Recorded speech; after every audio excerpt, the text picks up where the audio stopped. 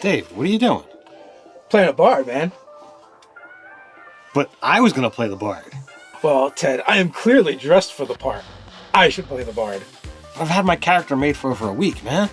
Well, what if we all played bards?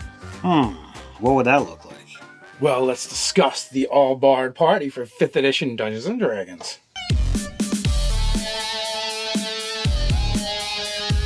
Welcome to Nerdarchy. For nerds, by nerds. I'm Nerdarchy Dave, and as usual, I'm hanging out with this nerd. Nerdarchy Ted.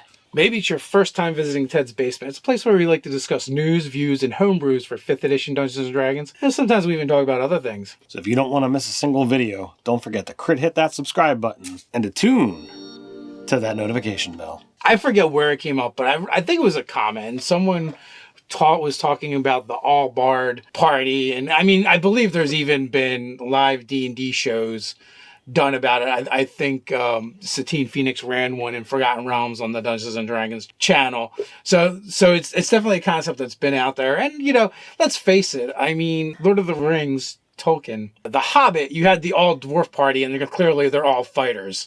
So you know, and one rogue, right? We're on the Hobbit rogue.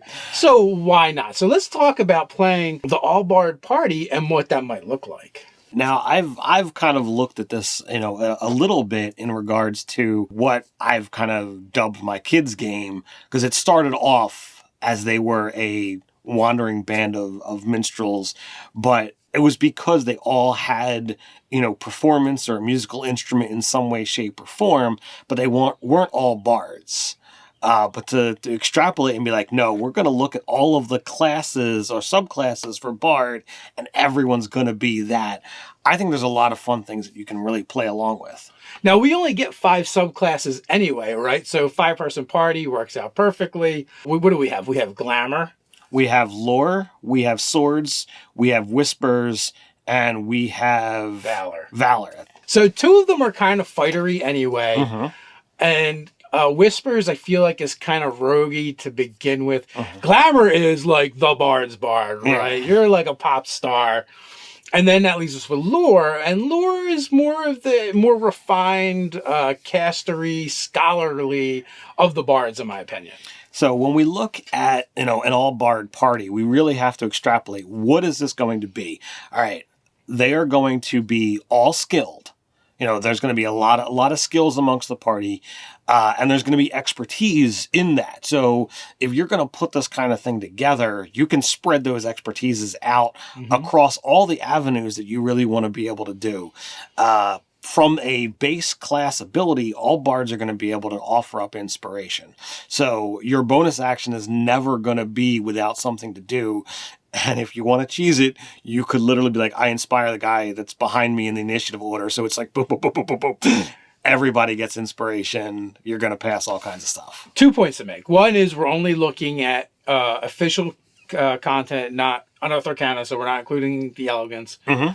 And the other thing I want to say is, of our 5 bards, 2 of them are kind of stingy with their inspiration, and they use it on themselves. Mm-hmm. College of Swords uses it to do their flourishes, and basically you can do a psychic sneak attack with the College of Whispers. But, you know, you do have them floating around. But I'll say that they're never going to be without use, those inspirations. You are going to get access to a lot of different spells, you know, so you could have multiple healers within the party. College of Lore, you know, you've really got the ability to spread those things out to get all of the niches that you don't already have access to. So I feel like your Lore can kind of become your full caster. They're going to be your blaster, for lack of a better word.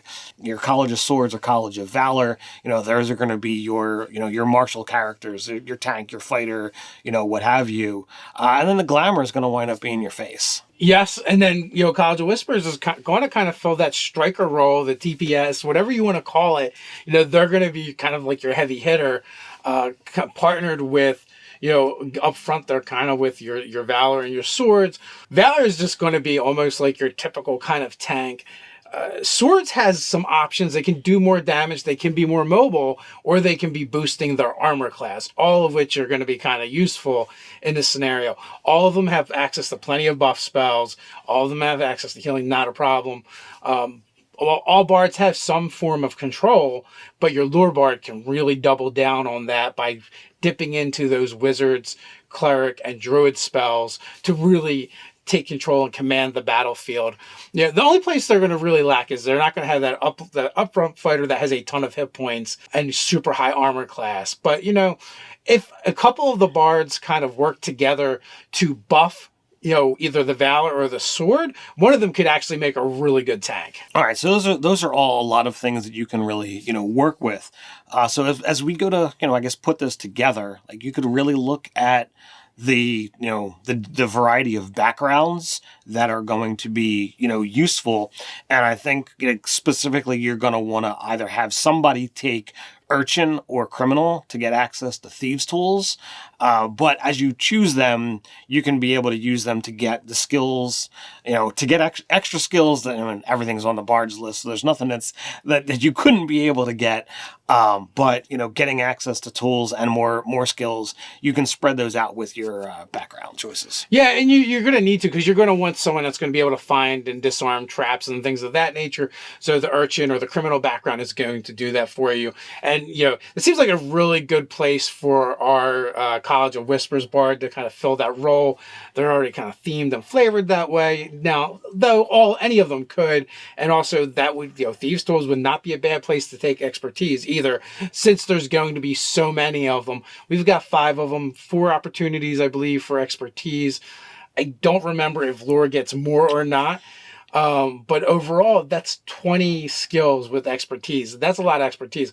If you're the dungeon master, you can mind, and you like skill challenges, you can forget about skill challenges for this party. That is not going to be a challenge for them. So, that kind of dips into my next question of how is this, party going to function together? You brought up, some tactical situations, and you brought up the fact that, skill challenges are not going to be a challenge for this type of party. And, we do have to, again, reiterate that hit points are going to be a bit of an issue, depending upon how many people are taking healing in this party. You could have somebody with cure wounds, somebody with healing words, that they don't have to be right there on the front lines.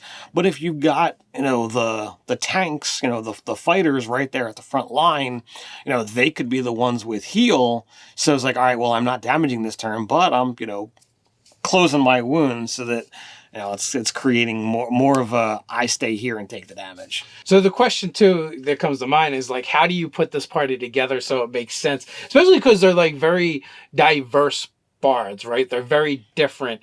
So even seeing them together as a party, the only thing that really comes to my mind is they're a bunch of carnies. So again, this kind of goes back to what I was saying about the adventuring troupe.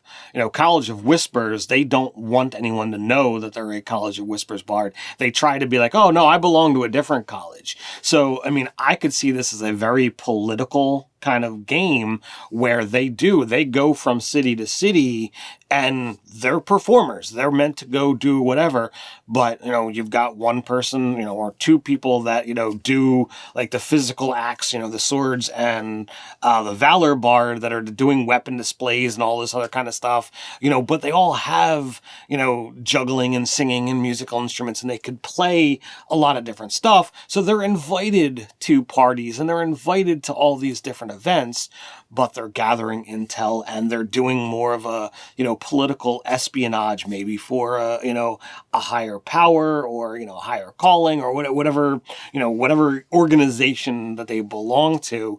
And I think that could be a really fun game, and it'd be a very urban, with every once in a while having to do an overland combat or travel. Bear with me, I got this. Spec Ops the musical. They're commandos, but they sing and dance. That now needs to be a thing. So I think there's a lot of different ways. Also, they could all be diplomats from different regions, different areas, right?